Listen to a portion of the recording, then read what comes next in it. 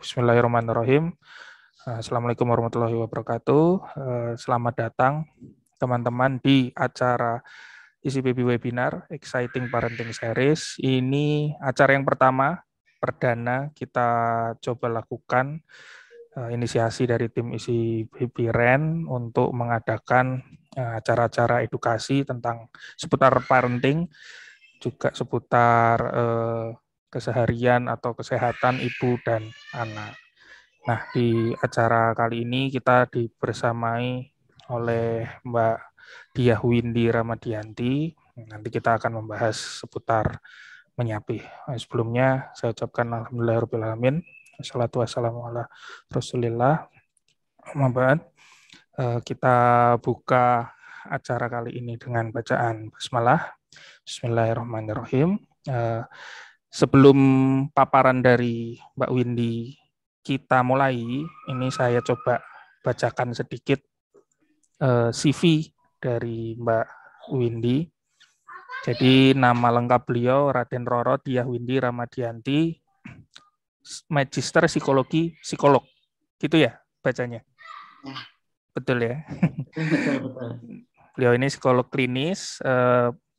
Kalau untuk pendidikan, beliau menempuh S1 di Universitas Gadjah Mada.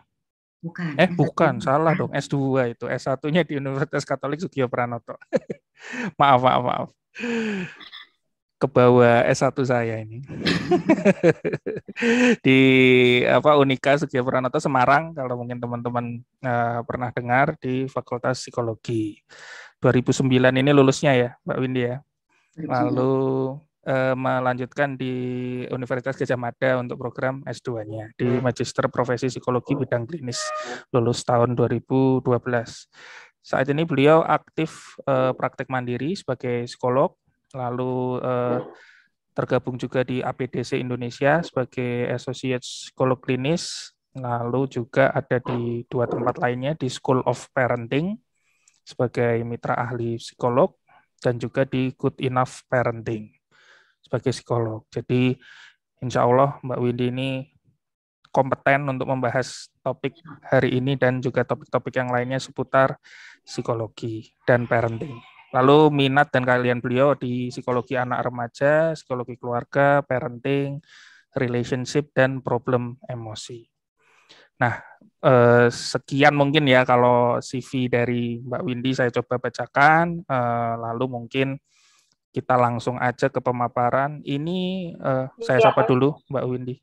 Halo, Mbak, kita cek sound lagi. Ya, halo. Iya, insya Allah. Ya, sebentar. Oke, ini mohon izin untuk teman-teman yang lainnya, audionya saya mute ya, supaya nanti kita juga bisa fokus mendengarkan dari Mbak Windy. Ini nanti gimana, Mbak?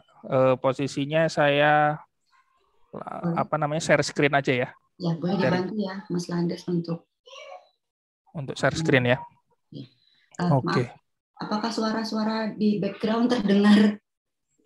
Ya, ada suara anak-anak, cuman kalau di audio saya sih nggak begitu masalah sih. Nah, aku boleh kondisikan dulu sebentar karena aku nggak pakai earphone takutnya. Oh ya, boleh, silakan. Oke, sembari menunggu Mbak Windy mengkondisikan lingkungan sekitar. Jadi ini mungkin untuk intro juga. Jadi teman-teman yang mungkin gabung di acara ini mungkin kemarin lihat dari beberapa channel ya. Jadi mungkin bisa dari sosial media ICPB ataupun dari iklan dan lain yang lainnya. Mungkin saya jelaskan sedikit juga tentang ICPB REN. Jadi saya di sini juga tadi lupa perkenalan, nama saya Landes Manuhara. Kebetulan di ICPB REN ini saya jadi posisinya di Managing Director. Posisi ICPB REN sendiri adalah sebuah bisnis rental atau penyewaan perlengkapan bayi dan mainan anak. Nah, kebetulan kami start di Semarang tahun 2018. Jadi ini tahun keempat kami di 2022. Lalu alhamdulillah qadarullah di akhir tahun 2021 kemarin kami berkesempatan untuk membuka dua cabang lain di kota di luar Semarang, yaitu di Jogja dan di Solo. Jadi mungkin teman-teman di sini mix ya, ada yang dari Semarang, ada yang dari Jogja, ada yang dari Solo, ataupun kemarin di data yang kami dapat ada juga yang dari Tegal dan Magelang. Jadi posisinya ya ini berkah pandemi juga, kita bisa mengadakan, ada ide-ide mengadakan acara online semacam ini. Jadi dari beberapa kota kita bisa kumpul untuk mengadakan acara bareng seperti ini. Jadi itu seputar singkat sekilas dari isi BBRN. Mbak Windy sudah siap? Bismillah, insya Allah. Siap ya. Oke, saya coba share screen dulu. Sebentar.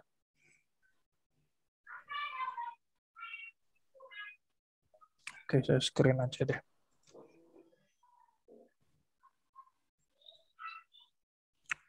Oke.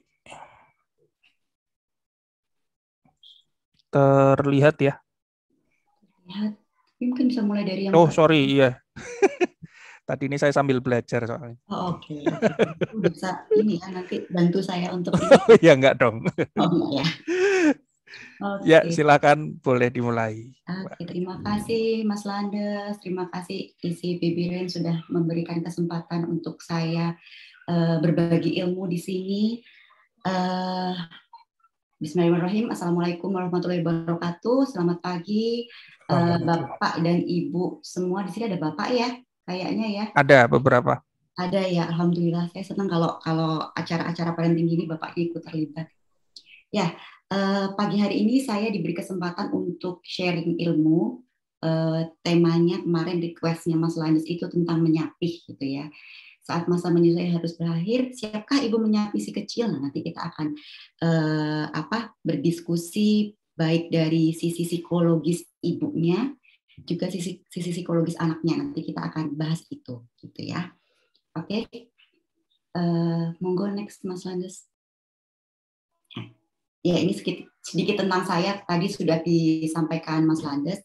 Saya psikolog klinis, saya ibu dari 2 orang anak, jadi saya sudah punya pengalaman menyapih 2 anak, gitu ya. Terus saat ini saya tinggal di Bandung, gitu, banyak melakukan beberapa praktek telekonseling di beberapa lembaga dan platform.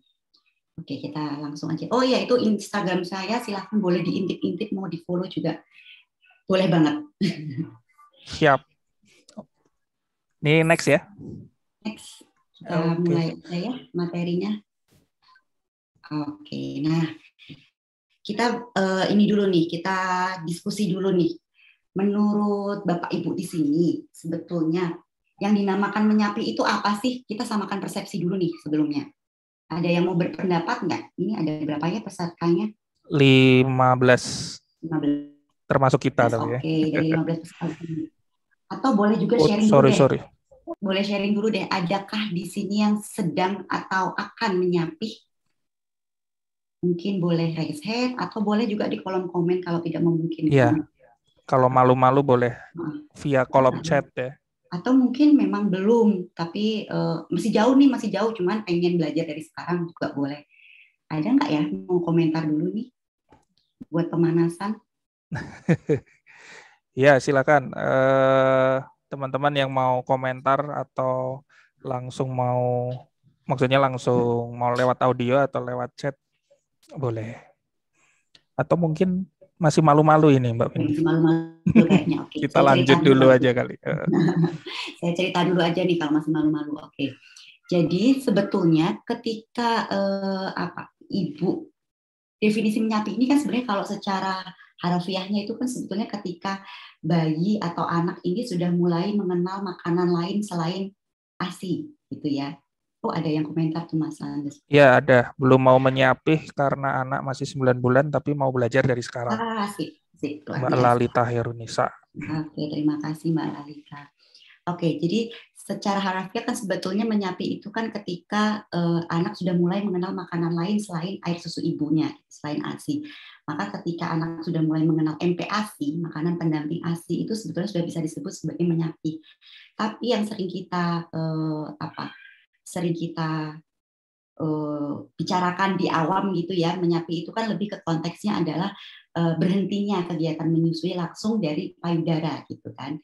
Jadi kita mau samakan persepsi dulu bahwa menyapih yang akan kita bahas hari ini adalah proses berhentinya seorang anak menyusui dari payudara di usia anak yang mendekati atau setelah menginjak 2 tahun. Jadi konteksnya bukan yang misalnya ada kondisi medis yang misalnya tidak bisa memperoleh nutrisi dari ASI, akhirnya harus dibantu susu formula akhirnya terpaksa disapi. Bukan begitu ya konteksnya ya, jadi supaya sama aja. Karena nanti akan berbeda nih pendekatannya kalau menyapihnya memang secara alami, maksudnya memang sudah waktunya ketika anak sudah atau akan menginjak 2 tahun dengan yang terpaksa disapih dini begitu. Jadi ini kita samakan konteksnya dulu ya. Kemudian kenapa usia 2 tahun? Karena pada usia ini anak dianggap cukup mendapatkan nutrisi dari ASI ya. Kemudian cukup juga dianggap cukup matang juga secara psikologis gitu. Kemudian proses penyapian dianggap selesai bila sang anak sepenuhnya tidak lagi tergantung pada ASI. Jadi kalau misalnya malam masih nyusu, siap enggak gitu, itu berarti belum selesai gitu prosesnya. Proses menyapih menjadi proses yang emosional sekaligus menantang baik bagi ibu maupun anak. Nah ini untuk ibu-ibu terutama ya pasti kerasa banget karena proses menyusui ini kan bukan hanya soal memberi makan bayi, memberi makan anak, tapi juga ada proses bonding di situ, ada proses-proses jalinan ikatan emosional di situ. Maka ketika melepasnya pun kadang-kadang menjadi sulit gitu, menjadi drama gitu ya, jadi galau, jadi ada cerita tersendiri di situ, baper gitu ya. Aduh, anakku udah nggak nyusul lagi nih, kayaknya udah nggak butuh ibunya. Ya masa, padahal anak butuh ibunya nggak cuma untuk nyusu gitu kan. Tenang ibu, kita akan diskusi di sini, kita akan ngobrol soal itu gitu ya. Oke, boleh next Mas Landes. Oke. Nah, ini sebelumnya nggak ada ya? Sebelumnya ini langsung tanda-tanda. Ya, jadi sebetulnya kapan menyapi itu bisa dilakukan? Sebetulnya tidak ada patokan yang mutlak dari beberapa literatur yang saya baca. Tidak ada patokan yang mutlak kapan seharusnya penyapihan ini dilakukan. Tapi menurut UNICEF dan WHO itu ya mereka merekomendasikan sebaiknya anak hanya disusui ASI selama paling sedikit 6 bulan, dan dilanjutkan sampai anak berusia 2 tahun. Jadi dianggap 2 tahun ya karena itu tadi 2 tahun itu dirasa nutrisi ASI sudah cukup untuk mereka dan mereka sudah bisa memperoleh nutrisi dari makanan-makanan lainnya. Nah, tapi untuk memutuskan kapan waktunya untuk menyapi itu bisa berbeda pada tiap orang, tiap anak dan tiap orang tua. Pengambilan keputusan untuk menyapih lebih cepat atau lebih lambat kembali lagi pada pilihan pada masing-masing orang tua gitu ya. Jadi kapanpun itu mau disapi, pada usia berapapun itu mau disapi, memang sebaiknya dilakukan secara bertahap. Kenapa harus dilakukan secara bertahap? Nanti kita akan bicarakan itu, akan kita diskusikan. Oke, nah ini tanda-tanda belum? Tanda-tanda anak sudah mulai siap disapih. Ini yang perlu diperhatikan oleh para orang tua. Kapan nih ya anakku mulai siap disapih? Nah ini adalah beberapa tandanya. Yang pertama, waktu menyusunya menjadi lebih pendek dari biasanya. Biasanya seiring bertambahnya usia anak akan berkurang karena dia kan dapat asupan dari makanan ya. Jadi menyusui itu biasanya hanya jadi sumber kenyamanan saja, tidak lagi jadi sumber nutrisi satu-satunya gitu ya. Sehingga waktu menyusunya pun menjadi lebih pendek. Kemudian yang kedua, menyusu hanya demi kenyamanannya saja. Biasanya ini ibu-ibu bisa mengamati anak-anak ini kok anakku kalau nyusu cuman kayak main-mainin doang ya, kayak nggak benar-benar dihisap ya ASI-nya gitu. Nah itu sudah salah satu tanda bahwa mungkin dia sudah siap untuk disapih gitu. Kemudian yang ketiga, lebih tertarik pada makanan. Nah ini Kalau dia sudah terlihat tertarik pada makanan, lebih tertarik pada makanan daripada ASI, itu sudah tanda-tanda yang bagus itu untuk bisa dimulai penyapihan. Kemudian yang berikutnya mulai tertarik dan suka minum dengan botol atau gelas. Kemudian, nah ini juga yang tidak kalah penting, anak tidak sedang dalam kondisi khusus ketika proses menyapih dimulai. Ini perlu ada pengamatan dari orang tua. Ini kira-kira anakku sedang dalam kondisi sehat nggak ya? Sehat tidak hanya dalam kondisi fisiknya saja, tapi juga dalam sehat secara psikis. Kadang-kadang kalau ada perubahan besar dalam hidupnya, dalam hidup anak, atau ada perubahan situasi dalam hidup anak, itu akan menjadi lebih sulit untuk melakukan penyapihan karena anak akan dipaksa untuk melakukan 2 adaptasi sekaligus gitu kan, adaptasi terhadap situasi baru dan adaptasi terhadap proses penyapihan. Maka tidak disarankan untuk melakukan penyapihan ketika misalnya ganti pengasuh, misalnya ganti nanny, ganti caregiver gitu ya, atau misalnya sedang pindah ke rumah baru gitu, atau misalnya dibarengin nih disapi sekaligus toilet training. Nah, dia kan melakukan 2 tugas perkembangan sekaligus, yang mana keduanya butuh adaptasi, sama-sama butuh adaptasi. Nah, ini tidak disarankan untuk melakukan penyapihan di fase-fase tersebut. Kemudian yang terakhir adalah kesiapan orang tua. Nah, ini yang sering banget pertanyaan yang masuk ke saya.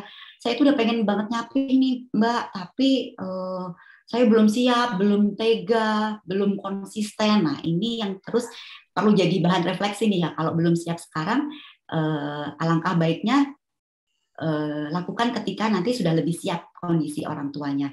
Bisa juga dilakukan secara bertahap sehingga nggak tiba-tiba gitu ya. Gitu. Nah, kesiapan ibu ini juga bisa dilihat dari kesiapan psikis dan fisiknya. Misalnya, ibu tidak sedang dalam kondisi stres atau kelelahan, tidak sedang mengandung juga, gitu ya.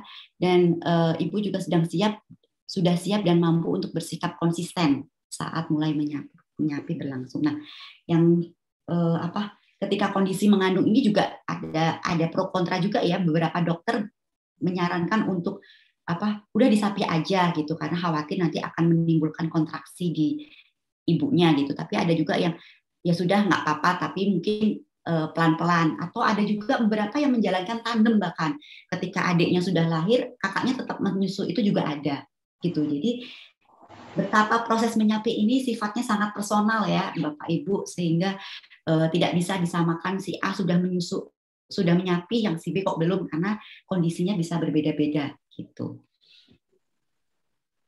Next.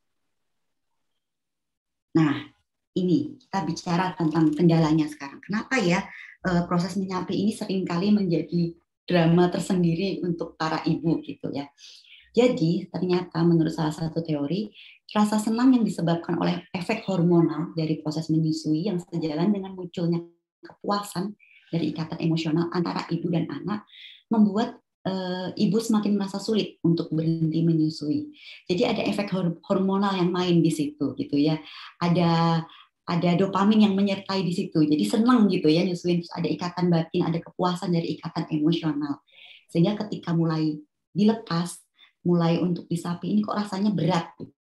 Ini rasanya sulit gitu. Next. Nah, ini kendala-kendala yang lain yang biasanya menjadi hambatan untuk para ibu memulai penyapihan. Pertama, ketika misalnya anak sedang sakit atau tumbuh gigi gitu ya. Ini memang sebaiknya tidak dipaksakan untuk melakukan penyapihan gitu ya. Sebaiknya tunggu sampai anak-anak benar-benar pulih, karena ketika sakit ini akan anak butuh attachment lebih gitu ya. Dan kadang-kadang ASI juga masih dibutuhkan untuk membantu kekebalan tubuhnya begitu. Dulu waktu 2 tahun yang lalu, waktu COVID awal-awal mulai muncul gitu, saya pernah baca salah satu artikel, bahkan IDAI menyarankan kalau sebaiknya tunda dulu penyapihan nih ketika awal-awal COVID dulu, karena anak-anak lagi butuh ini nih. Dulu kan belum ada vaksin, belum ada apa ya, jadi butuh imun lebih yang itu bisa diperoleh dari ASI. Jadi wah itu waktu itu saya juga 2 tahun yang lalu saya sedang menyapi, jadi alasan oh ya udah deh tunda dulu deh gitu. Walaupun kenyataannya ya akhirnya tetap on time sih gitu. Kemudian terjadi perubahan situasi. Nah ini yang saya sampaikan tadi, terjadi perubahan besar atau perubahan situasi dalam keluarga. Misalnya ada pengasuh baru, lalu baru pindah ke lingkungan baru gitu ya. Karena dalam kondisi ini anak sedang beradaptasi dengan situasi baru sehingga cenderung kurang stabil secara psikologis gitu ya. Jika dipaksakan bukan tidak mungkin malah nanti anak akan mengalami stres gitu. Jadi kasihan, maka sebaiknya coba diprioritaskan mana dulu nih yang perlu dibantu adaptasinya. Nah, yang kemudian yang ketiga, ada riwayat alergi makanan gitu ya di keluarga.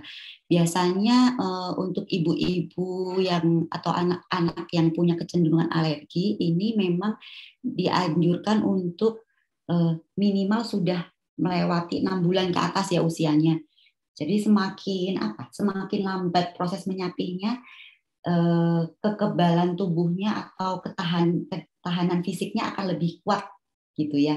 Jadi makanya ini penting juga untuk melakukan proses penyapihan secara bertahap supaya bisa cek dan dicek nih. Oke, mungkin ketika dilepas dia dikenalkan makanan yang baru, dia sudah bisa terima belum gitu. Sudah bisa mentoleransi belum tubuhnya gitu. Baru kemudian pelan-pelan sampai akhirnya bisa disapih sepenuhnya gitu. Kemudian yang keempat, ibu sedang dalam kondisi stres. Ini juga tidak disarankan. Jadi selain anaknya sedang dalam proses adaptasi, ketika ibunya juga sedang tidak oke kondisi psikisnya, ini juga tidak disarankan. Karena akan kadang kan situasi-situasi menyapih itu kan ada proses-proses emosional juga di situ. Kalau kondisi psikologis ibunya juga sedang tidak stabil, ditambah dengan proses penyapihan yang itu juga ada menguji emosional si ibu, ini akan malah memperbesar kemungkinan ketidakkonsistenan itu tadi gitu. Udah capek udah susuin aja lagi gitu kan. Akhirnya jadi tidak konsisten gitu. Kemudian yang kelima adalah payudara bengkak. Nah ini makanya kenapa pentingnya melakukan proses penyapihan tidak secara tiba-tiba, karena ketika payudara bengkak ini kan nggak nyaman buat ibu. Beberapa ibu bahkan menjadi demam gitu ya, terus ada peradangan gitu, kadang-kadang perlu obat juga, sehingga untuk mengatur produksi ASI ini supaya berkurang secara bertahap, maka diatur juga proses penyapihannya juga secara bertahap gitu, supaya nggak menimbulkan masalah baru gitu ya.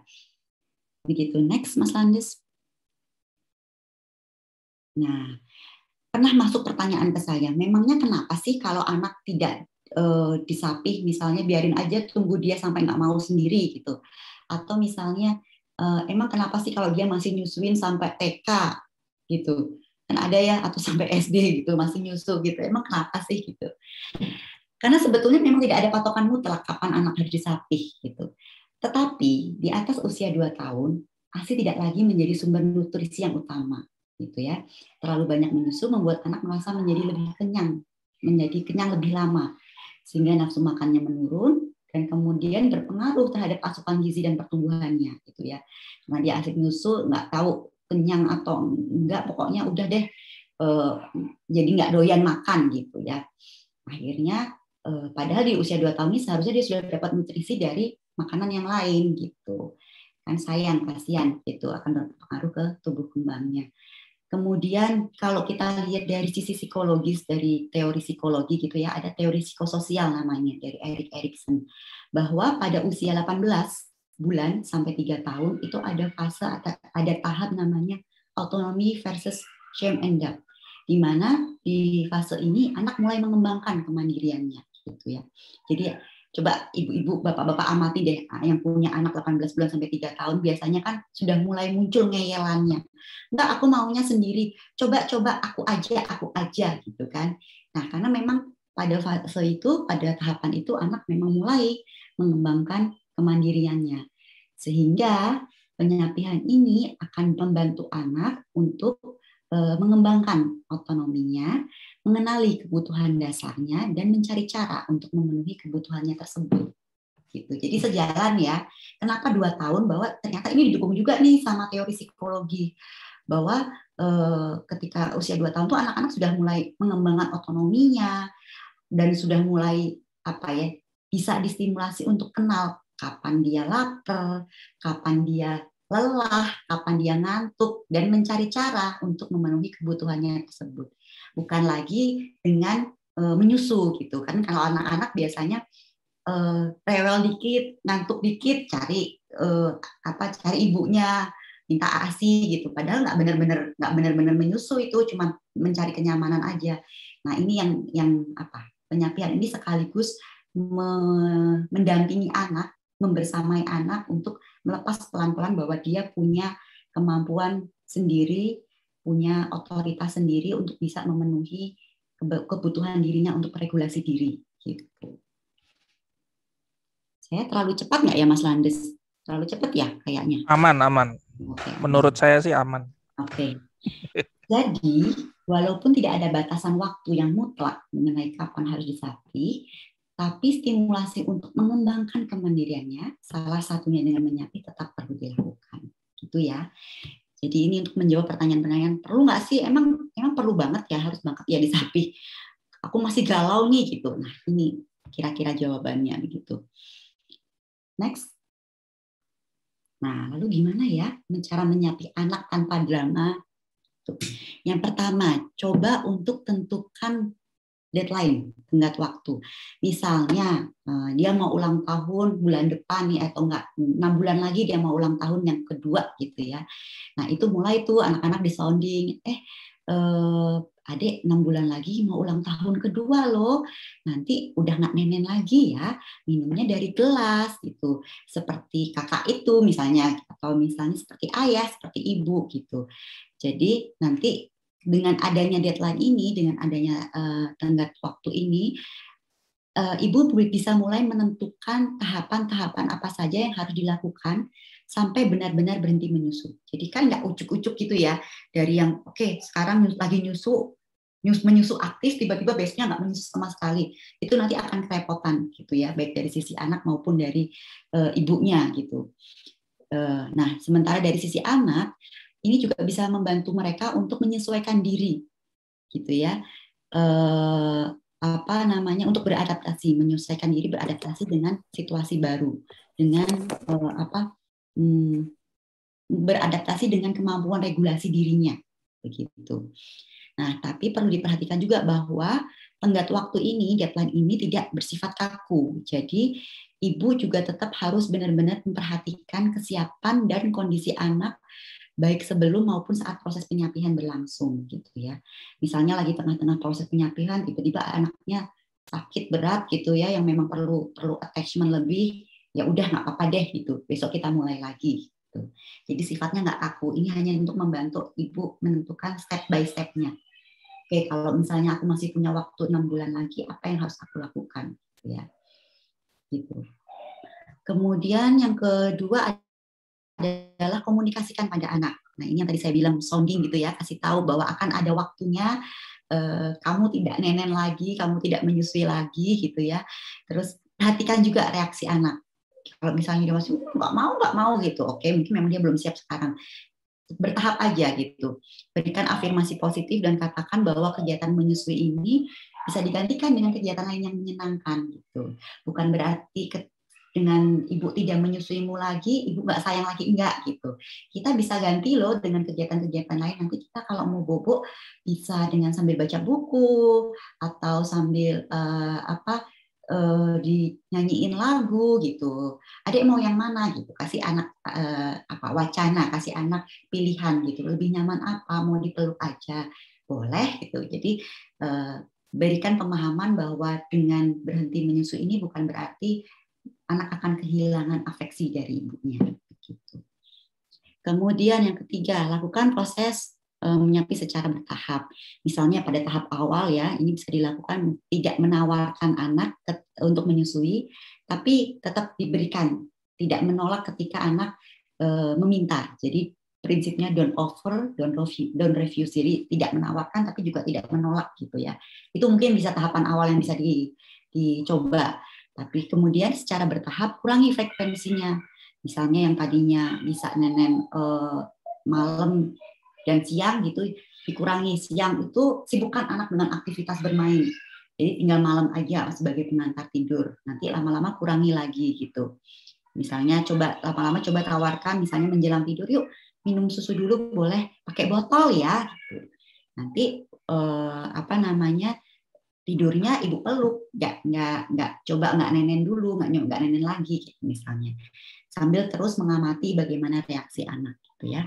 Dengan demikian diharapkan perlahan-lahan anak akan lupa gitu dengan aktivitas menyusu karena frekuensinya juga berkurang. Kemudian yang keempat, pastikan anak kenyang dalam kondisi kenyang di jam-jam menyusu gitu ya. Jadi bisa ganti jam-jam menyusu itu dengan jam makan gitu. Misalnya atau jam ngemil, jam snack time gitu. Misalnya biasanya dia nyusu itu mau jam-jam makan siang atau bukan makan siang ya, biasanya mau tidur gitu ya. Oke, berarti pastikan sebelum tidur siang atau sebelum tidur malam anak-anak sudah kenyang, sudah sudah penuh, sudah full gitu perutnya.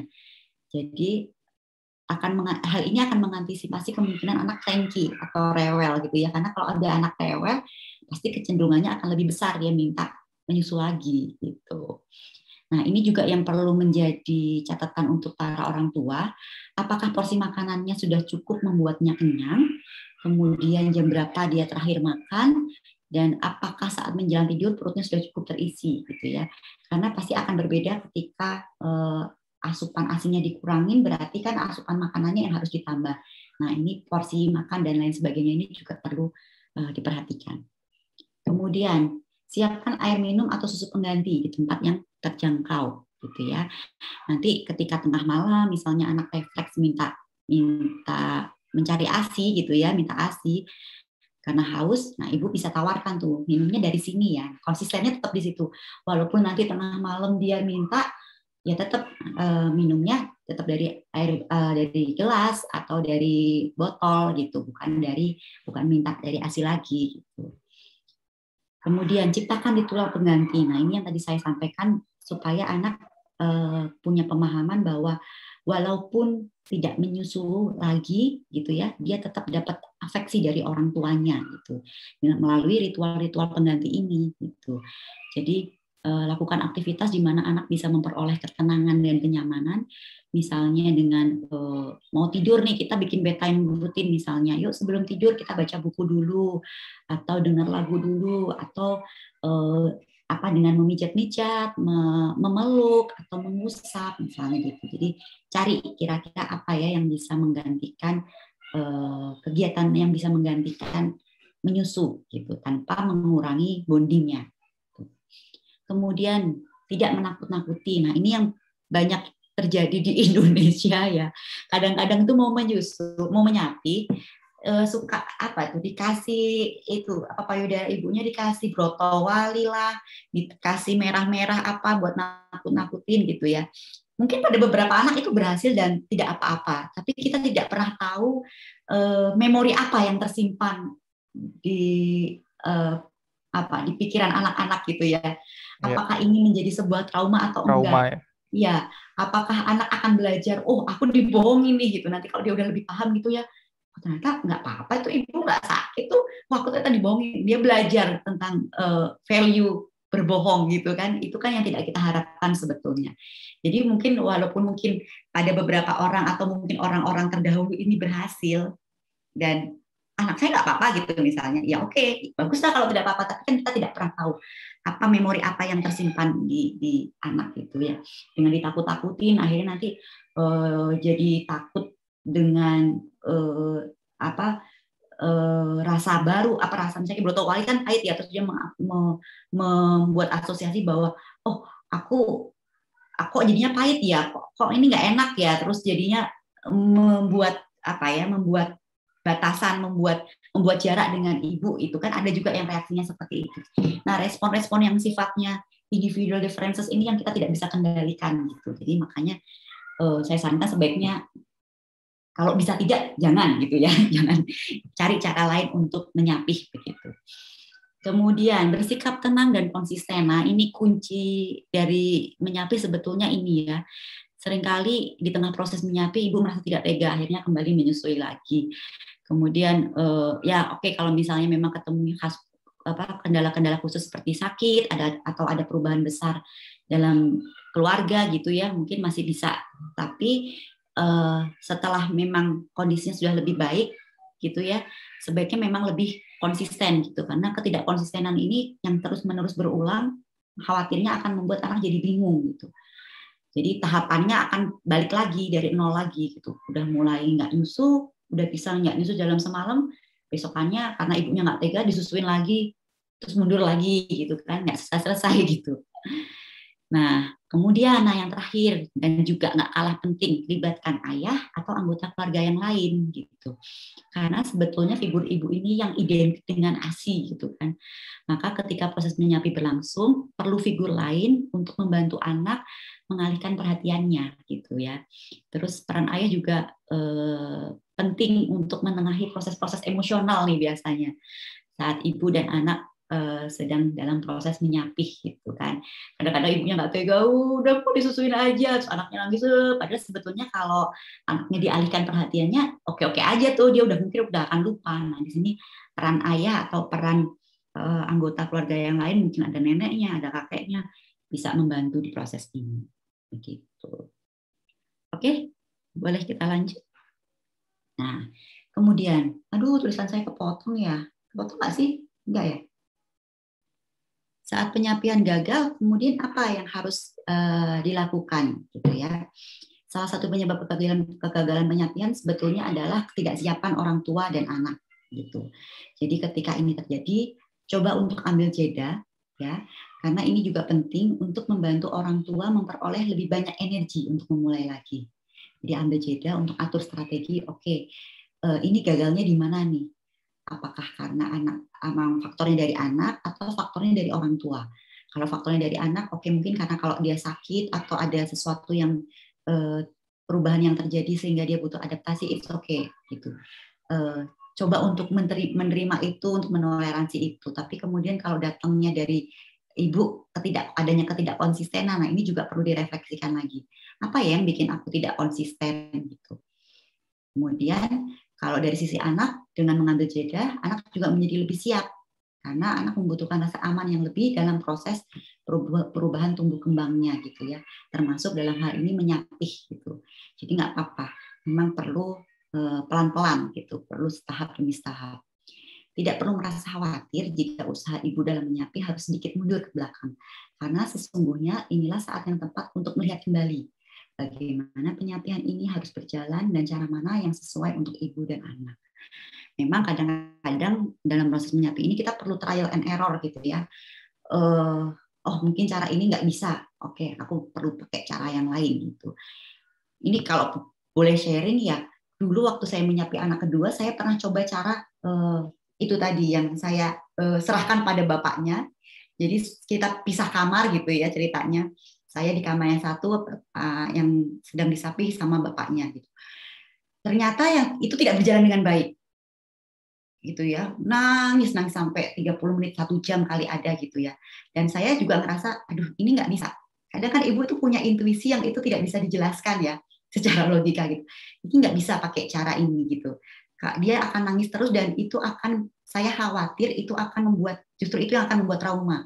Karena menurut saya penyapian ini ya anak juga perlu merasa aman dulu gitu. Kalau dia dipisahkan tiba-tiba seperti ini, rasanya kok dia juga nggak aman ya. Rasanya kok ini nggak fair ya buat dia gitu. Kasihan gitu.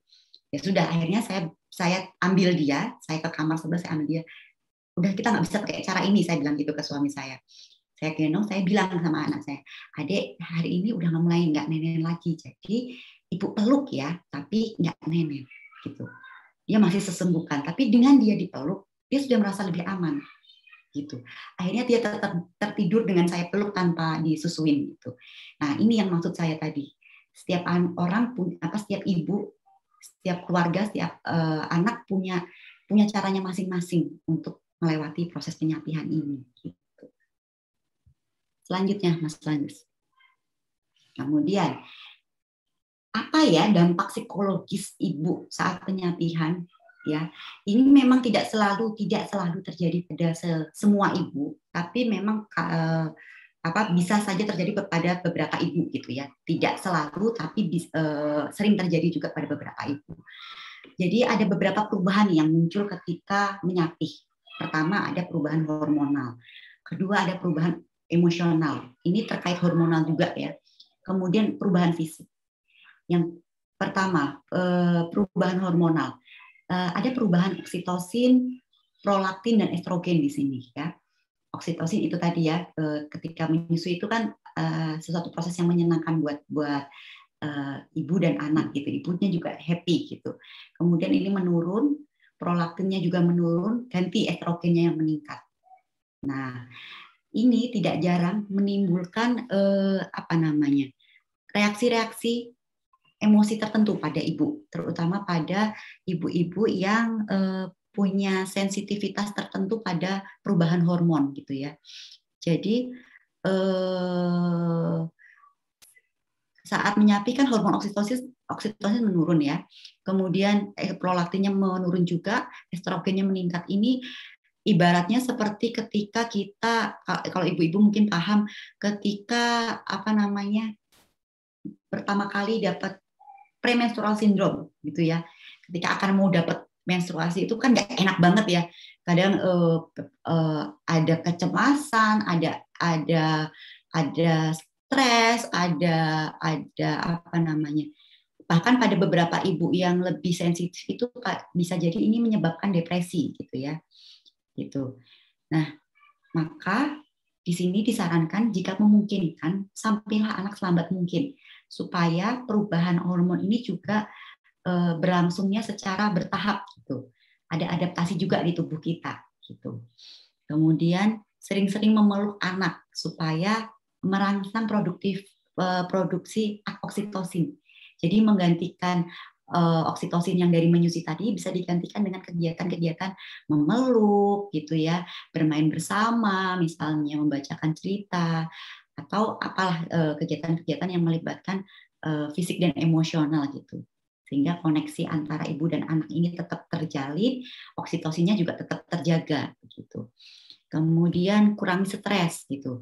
Sebisa mungkin jangan melakukan penyampaian di saat ibu sedang dalam kondisi stres. Itu tadi sudah saya sampaikan.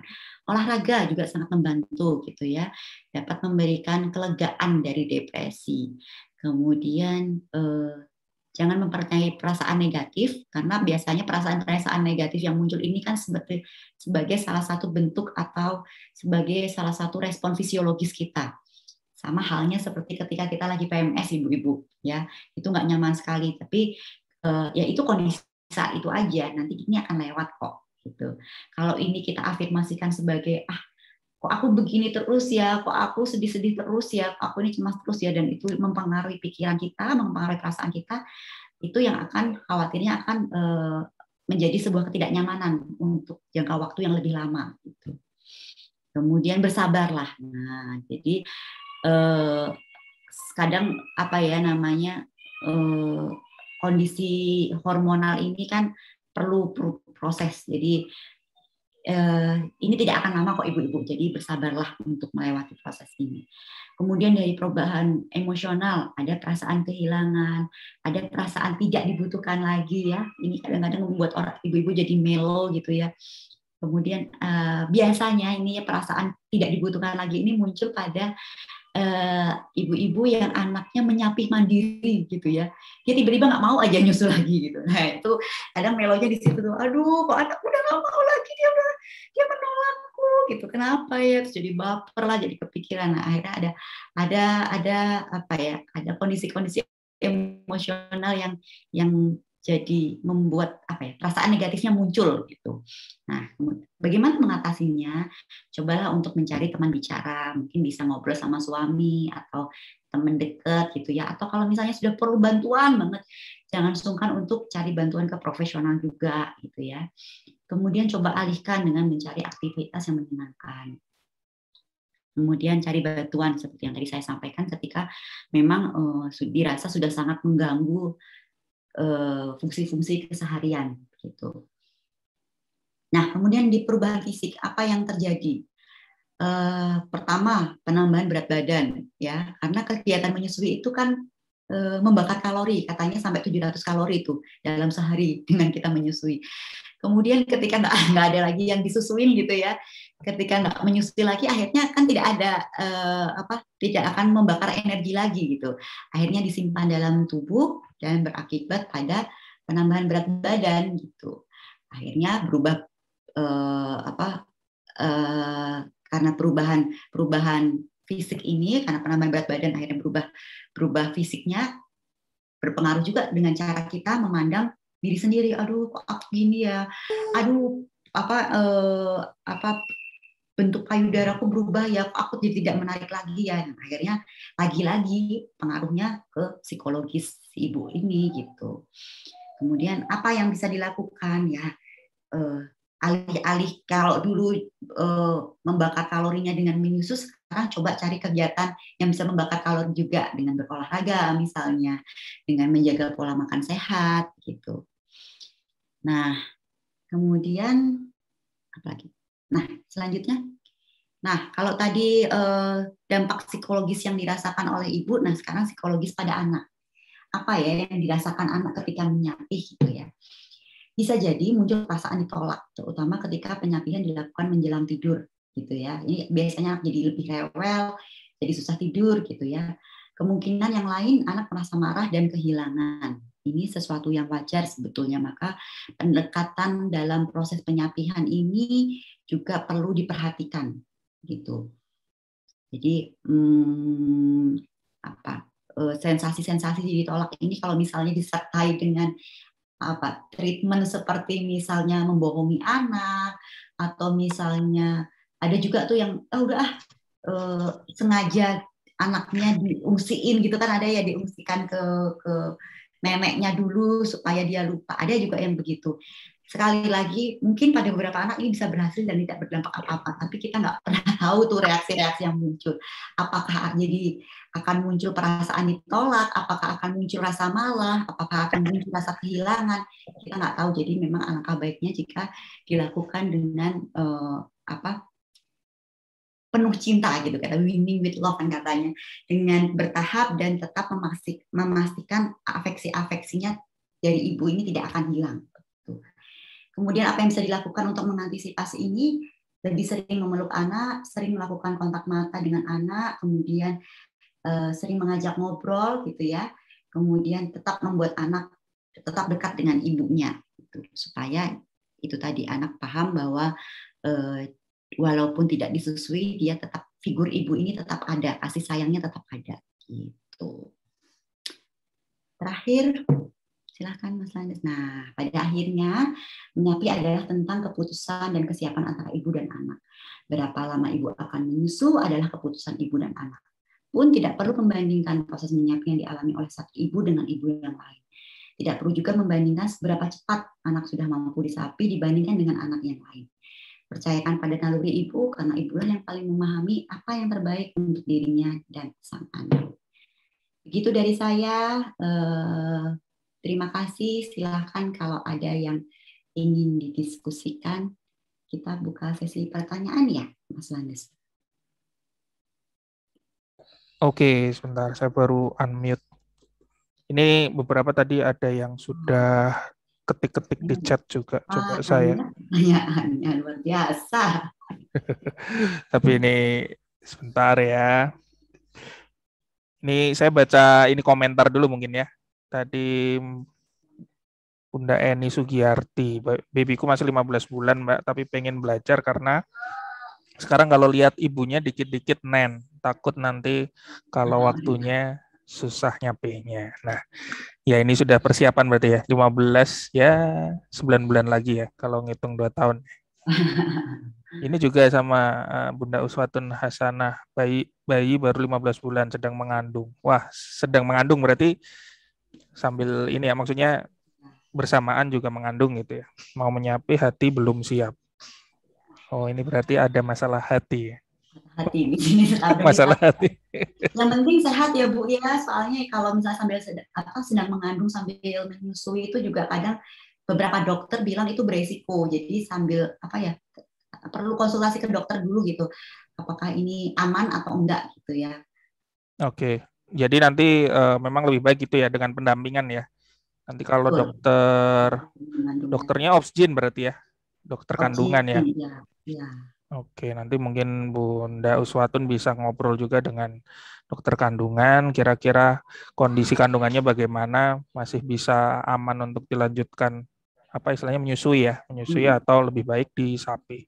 Lebih awal berarti ya kalau standar kita 2 tahun. Nah ini pertanyaan, kalau anak disapih terus nangis gimana? Kadang mereka kalau lihat ibunya pengen nenen, padahal itu sebenarnya cuma dimainin aja ya. Ini terjadi juga di kasus keluarga kami ya. Kadang istri saya tuh komplainnya anaknya udah nempel, cuman dibuat mainan aja ininya, apa payudaranya istilahnya, nggak benar-benar nyusu gitu. Nah ini kalau nggak dikasih tantrum. Nah nggak apa-apa dibiarin aja nangis.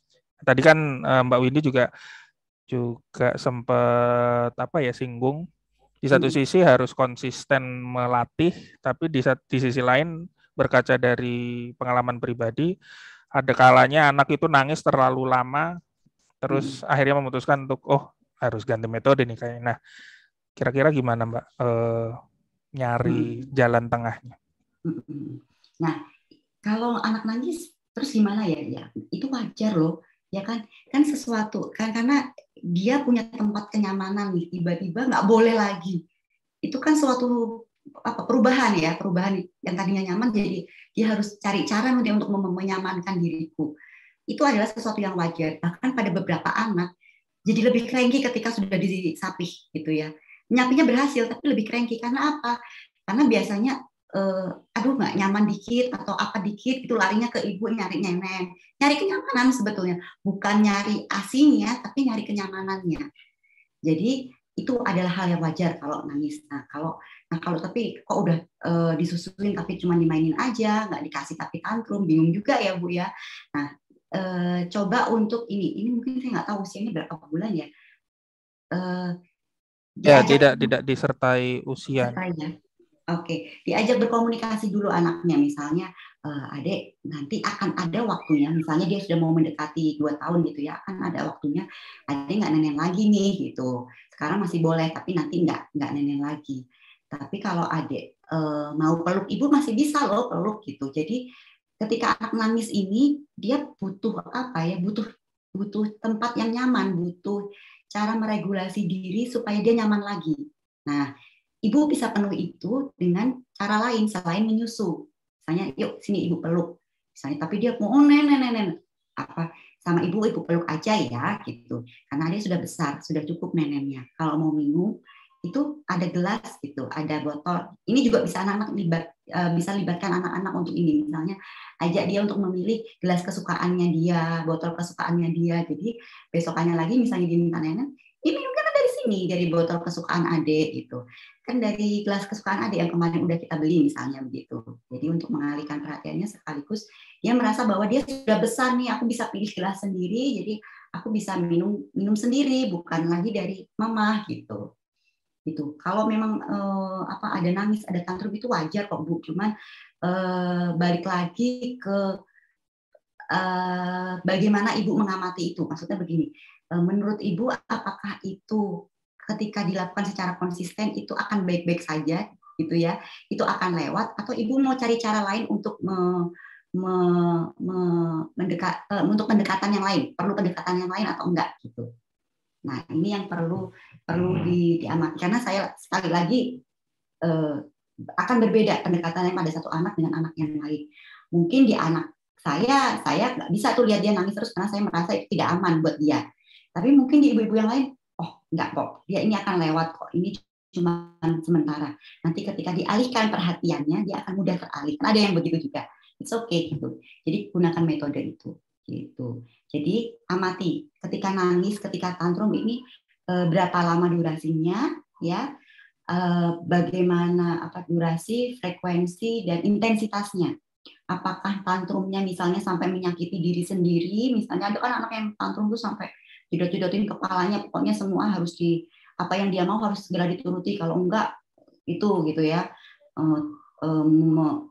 pukul-pukul kepalanya atau ini, nah itu kan yang sudah nggak ini. Jadi ibu punya peran di situ, ambil dia, angkat dia, peluk gitu ya, terus sampaikan adik nggak nyusul lagi gitu, adik nggak nenek lagi, sudah cukup, yuk kita cari yang lain gitu.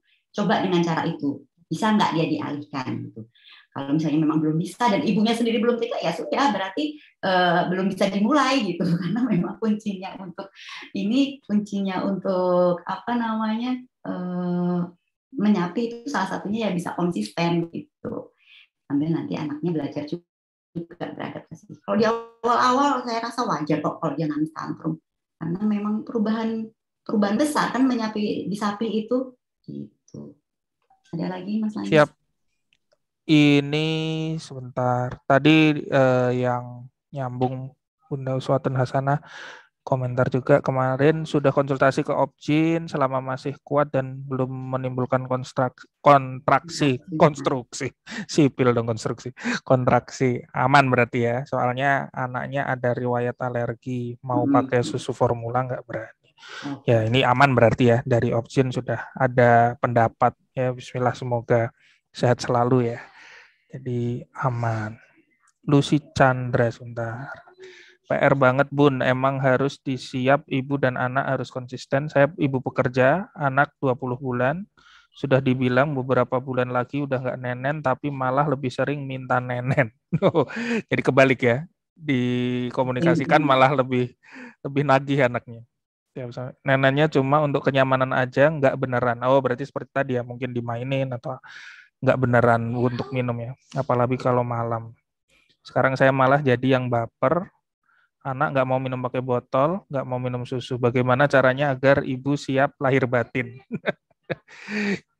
Ya, gimana nih Mbak? Memang kalau di keluarga kami, kalau ngomongin bertahap tadi, memang paling sulit kalau di dua anak ini ya, saya kan anak juga dua, posisinya kalau mau tidur ya, melepas. Ya.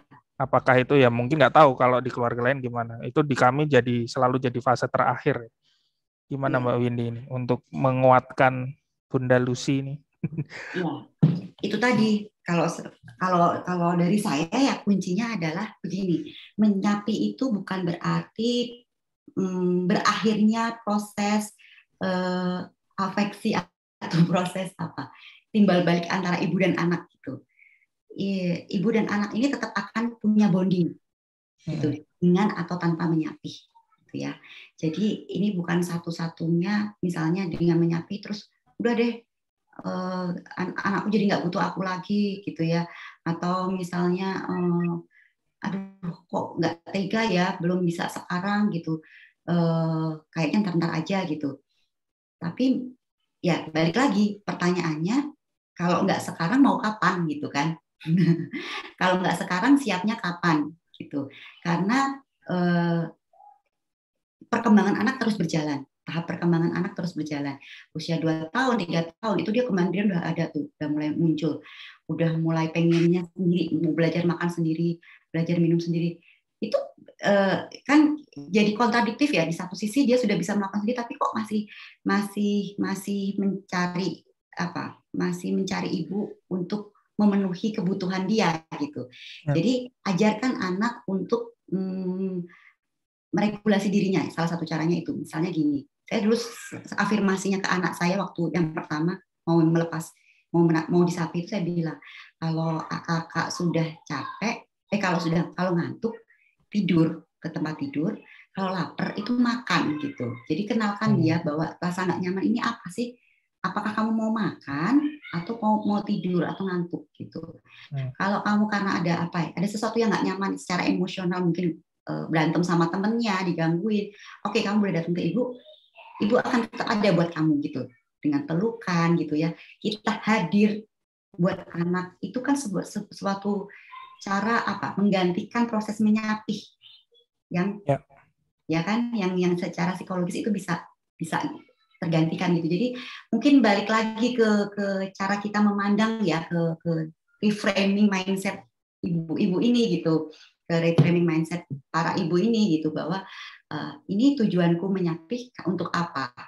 Kalau tidak sekarang mau kapan gitu ya. Terus sebenarnya ini apa, kadang-kadang tuh ibu-ibu tuh yang jadi sulit apa ya, nggak disapi sekarang kan nggak apa-apa gitu kan. Emang kenapa sih, daripada ribet gitu kan. Ya. Kalau anaknya baik-baik aja atau fine-fine aja, ya udah, berarti memang belum siap sekarang, ya nggak apa-apa gitu kan. Tadi nggak ada patokannya mau kapan. Tapi kalau misalnya dimulai dari pemahaman bahwa anakku sudah cukup besar, sudah ada tahapan perkembangan di mana dia sudah mulai menunjukkan kemandirian, dan ini akan bisa distimulasi dengan baik kalau proses penyapiannya juga berjalan gitu. Ada pemahaman itu, akhirnya kita bantu, kita dampingi anak untuk stimulasi itu, oke gitu kan. Tapi kalau di mindsetnya masih nanti aja deh, belum mantap gitu ya, belum ada kekonsistenan, ya udah balik lagi, mungkin belum sekarang, silahkan mau siapnya kapan, itu sih kalau dari saya. Tapi yang jelas perlu ada pemahaman bahwa proses menyapi ini bukan berarti the end of connection gitu ya, bukan berarti akhir dari bonding anak ibu dan anak. Cari cara aktivitas untuk menjalin bonding lagi dengan anak selain dengan proses menyusui gitu. Misalnya ganti, kalau siang dia masih menyusu, oke, ganti yuk kita main yuk. Tapi ibu benar hadir di situ ya, bukan yang main tapi sambil matanya sambil drakoran. Atau main tapi sambil drakoran gitu kan, nggak fokus, anak akan kerasa ini benar-benar ada buat aku. Nah, koneksi itu akan muncul dari situ. Sama ketika misalnya mau tidur tuh, nah menjelang tidur juga sama, gantikan itu dengan proses-proses koneksi yang lain, baca buku atau apa, misalnya ngobrol gitu, tadi adik mainan apa, mainan ini gitu, ada proses kontak mata gitu, itu kan sudah suatu bentuk bonding yang mana ternyata tidak harus menyusul loh gitu, kamu akan tetap dapat kasih sayang ibu dengan cara lain tanpa menyusul gitu. Jadi itu sih sarannya, diperbanyak aktivitas-aktivitas yang kayak afeksi kalau kata saya ya. Oke. Nggak galau di dua-duanya. Jadi perlu explore lah ya, aktivitas-aktivitas apa aja yang mungkin bisa dilakukan ya, untuk menggantikan sebuah kegiatan menyusui itu ya. Betul. Ya.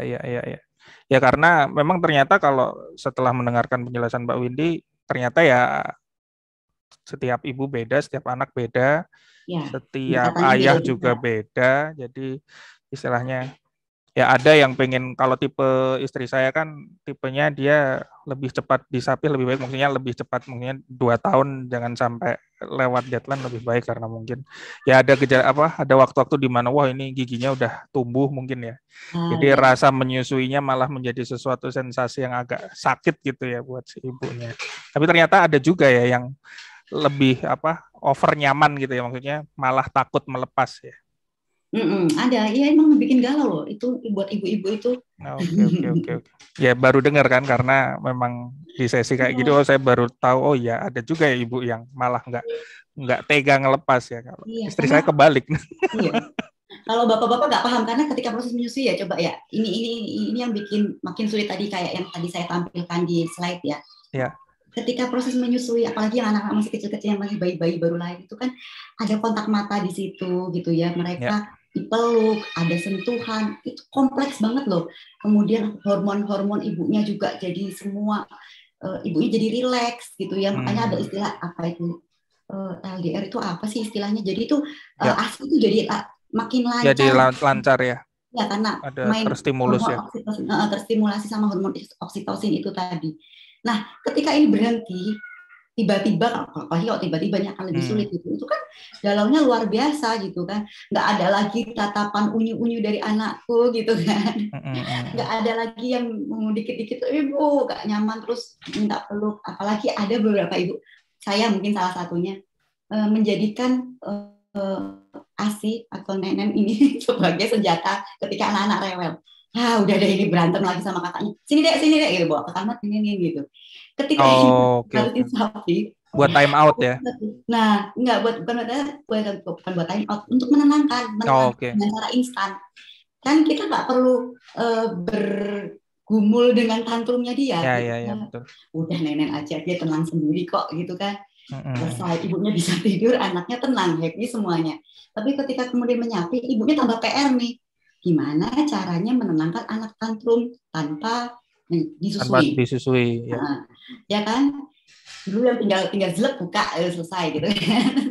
Nanti sekarang kan nggak gitu lagi gitu, harus oke, adik maunya apa, oke, dengerin dulu nangisnya, oke, yuk kita ke kamar, yuk kita tenangkan diri dulu. Itu kan butuh effort. Nah, ini kadang-kadang yang jadi salah satu kendala juga. Karena proses itunya menghadapi emosi anak jadi tidak semudah dulu gitu. Ya betul. Tapi kan mau nggak mau harus dihadapin kan gitu. Akan ada masanya kita akan melihat anak tantrum dan kita harus menghandle tanpa menyusui kan gitu. Ya betul. Terus kalau ada pertanyaan masalah memang kan anak di usia berapa tuh menjelang 2 tahun itu kan belum semuanya bisa berkomunikasi ya. Kadang mungkin yang parents yang misalnya masih baru anak pertama gitu kan, kadang mungkin belum ada referensi, mungkin dikira komunikasi kita satu arah belum terjawab sama anak itu mungkin apakah bisa dipahami atau belum. Nah, maksudnya komunikasi dengan anak-anak mungkin yang di umur segitu mungkin belum 2 arah istilahnya itu bagaimana? 2 arah, tapi kan satu arahnya sudah jalan. Dia jangan dikira kita anak nggak tahu loh yang kita omongin gitu. Nah, bahkan yang poin ini maksudnya. Bahkan sejak dalam kandungan anak-anak itu sudah tahu apa yang orang tuanya sampaikan, walaupun mungkin kata per kata artinya apa dia nggak paham, tapi nada bicaranya gitu ya, cara kita menyampaikan, intonasinya, terus itu kan kerasa sampai ke anak. Gitu. Kita tuh selalu sering berpikir bahwa apa ngerti sih anak diomongin kayak gitu, ngerti kok gitu. Mereka cuma belum bisa balesnya aja, tapi mereka paham. Mereka baca dari raut muka kita, baca dari cara kita ngomong gitu kan. Pun belum menjelang 2 tahun itu walaupun dia belum bisa mengucapkan kata dengan jelas, tapi kan sebetulnya bahasa apa sih satunya bahasa ekspresif, reseptifnya kan dia sudah tahu bahasa reseptifnya, dia paham. Nggak nenen lagi ya, itu dia ngerti, mesti dia nggak mau masih mau nenen pasti gitu. Walaupun mungkin dia belum bisa ngomongnya nggak mau gitu, belum bisa, tapi dia pasti ada kayak penolakan gitu. Dia ngerti berarti kan artinya gitu. Yeah. Jadi kasih walaupun menurut kita dia belum bisa 2 arah, sampaikan aja karena sebetulnya dia paham gitu. Nanti kita main ya, kita gantinya nenen, kita baca buku ya gitu misalnya. Gantinya nenek, adik mau dipeluk, kita ibu peluk aja ya gitu, misalnya gitu. Jadi dia ngerti kok gitu. Kadang-kadang dia masih tarik gitu ya, tarik baju gitu. Terus udah kita usap aja langsung, kita peluk aja gitu, usap aja ya gitu. Nanti dia akan ngerti, dia paham gitu. Siap. Gitu, walaupun secara 2 arah belum mau ngerti. Oke, aku mau nenen kan nggak mungkin anak ngomong kayak gitu kayaknya ya. Ya betul. Oke, aku nggak mau nenen lagi, aku sudah besar. Itu nanti kalau udah 4 tahun mungkin oke ngomong gitu. Tapi 2 tahun itu dengan keterbatasan bicaranya, dia paham kok. Dia juga paham bahwa orang tuanya tetap ada buat dia, tetap sayang walaupun tanpa nenen. Itu dengan cara-cara kita menyampaikan itu gitu. Siap. Jadi saya juga jadi belajar ini, berarti mempersiapkan nanti proyek anak ketiga. Waduh. Kalau anak ketiga udah gampang lah, udah belajar dari 2 anak sebelumnya. Ya, tapi nggak selalu gitu kan kadang. Kadang baru belajarnya di anak ketiga gitu ya. Betul. Ya karena ya dulu saya kira hal-hal seperti itu juga terjadi, tapi misalnya persalinan, ternyata anak kedua saya persalinannya lebih lama dari anak pertama. Ya. Hal-hal seperti itu kan bisa terjadi ya. Jadi bersiap juga ini karena 2 anak pertama alhamdulillah menyapihnya tidak terlalu sulit lah. Tapi ternyata di sini dari ibu nih ternyata psikologisnya rumit juga ya. Jadi sebagai ayah juga akhirnya belajar juga. Tidak semudah itu Ferguson. Oke, sepertinya kalau pertanyaan sudah habis. WA belum terjawab kayaknya. Oh, tadi WA sih ada, tapi kayaknya udah tapi boleh kalau mau mau dibahas lagi. Tadi kan nanya tentang bertahap. Oh, sudah ya. Kalau nyapih secara bertahap itu bagaimana, ada porsi dan strategi-strategi tertentu. Tadi Oh, kan tadi sudah disampaikan lewat ini, kayaknya tadi di slide sudah ada ya. itu tadi pas pertengahan presentasi sih masuknya. Jadi kayaknya tadi di slide udah terjawab ya masalah stage-stage-nya. Tapi memang betul ya, apa mayoritas paling sulit tuh kalau mau tidur ya? Iya, karena ya itu menyusui itu kan proses kenyamanan. Mau tidur juga begitu kan, kita bisa tidur kalau kita merasa nyaman. Ya, anak-anak juga begitu, dia akan mencari cara-cara yang bisa dia dapat kenyamanan itu.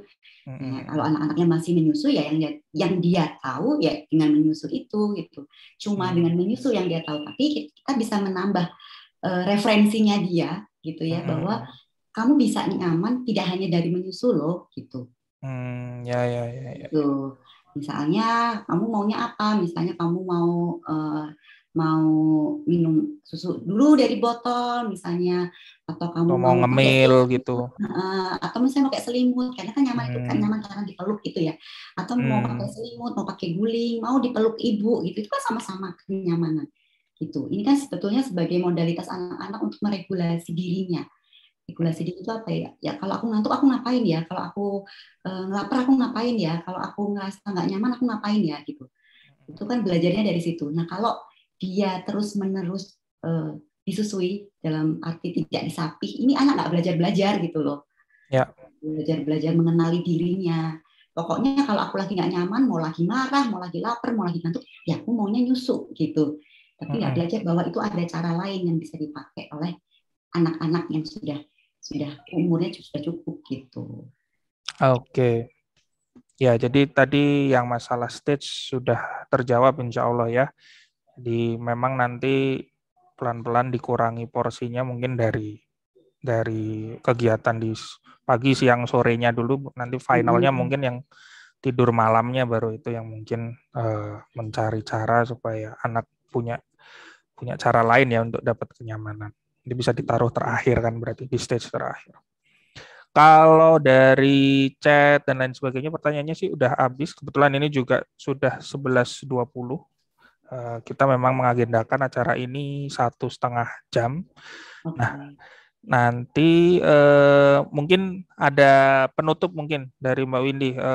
Ada tips untuk menutup acara ini atau kesimpulan bagaimana dari tadi diskusi kita juga. Kesimpulannya seperti yang saya sudah sampaikan tadi ya, bahwa menyapih itu bukan satu-satunya atau bukan bukan cara untuk menyusui bukan satu-satunya cara untuk menjalin koneksi dengan anak atau menjalin bonding dengan anak, bukan satu-satunya. Artinya ketika memang sudah waktunya menyapih, ya, ketika sudah waktunya anak ini dilepas dari air susu ibu, dari ASI, akan ada banyak cara. Ada banyak cara untuk anak-anak bisa mengenal cara-cara untuk menenangkan dirinya, cara-cara untuk menjalin koneksi dengan ibunya, cara-cara untuk meregulasi dirinya. Nah, ini yang jadi kunci. Dia harus tahu, dia harus kenal, harus didampingi, harus distimulasi supaya kenal gitu ya. Dan ibu-ibu tidak perlu khawatir gitu ya. Take your time, bertahaplah gitu ya. Ikuti instingmu, yang jelas prinsipnya itu tadi ya. Menyusui bukan satu-satunya cara. Jadi ibu bisa cari cara lain yang bisa memenuhi kebutuhan afeksi anaknya gitu ya, kebutuhan kenyamanan anak-anaknya, sehingga ini tahap perkembangan anak tetap berjalan sebagaimana mestinya gitu. Jadi yang mestinya dia sudah masuk ke fase kemandirian supaya itu lebih optimal. Ya, terima kasih banyak Mbak Windy atas paparannya, tips-tipsnya juga untuk ayah dan bunda yang sudah hadir pada sesi kali ini. Nah, semoga ini ilmunya bisa bermanfaat ya buat kita semua, baik yang sedang mempersiapkan masa penyapihan atau sudah mungkin melewati masa penyapihan, mungkin nanti pada berencana punya anak lagi, ya ini kan bisa juga jadi tambahan bekal ilmu buat kita semua. Terima kasih Mbak Windy. Ya, ini karena jam sudah menunjukkan 11.22, jadi insya Allah sesi isi baby webinar Exciting parenting series kali ini, edisi pertama sudah selesai. Nanti untuk acara-acara selanjutnya, insya Allah akan kita share di sosial media Easy Baby. Nanti kita berencana melakukan acara ini ya minimal 1 bulan sekali. Nanti doakan kalau ada kekuatan atau kesempatan lebih, mungkin kita bisa lakukan lebih banyak. Kalau sosial media Easy Baby Ren, ayah dan bunda bisa follow di @easybabyren untuk Semarang, untuk di Jogja @easybabyjogja, dan di Solo @easybabysolo. Atau kalau bingung nanti langsung ke www.easybabyren.com, di situ semua ada portal ke semua channel kami. Gitu, terima kasih semua. Kita tutup acara ini dengan bacaan hamdalah. Alhamdulillahirrabbilalamin. Saya Landes Bergas Manuhara dan mewakili juga Mbak Windy mengucapkan terima kasih atas waktu dan kesempatannya. Acara akan saya tutup, ini meeting akan saya end, dan sampai jumpa di kesempatan berikutnya. Assalamualaikum warahmatullahi wabarakatuh. Terima kasih semua. Terima kasih.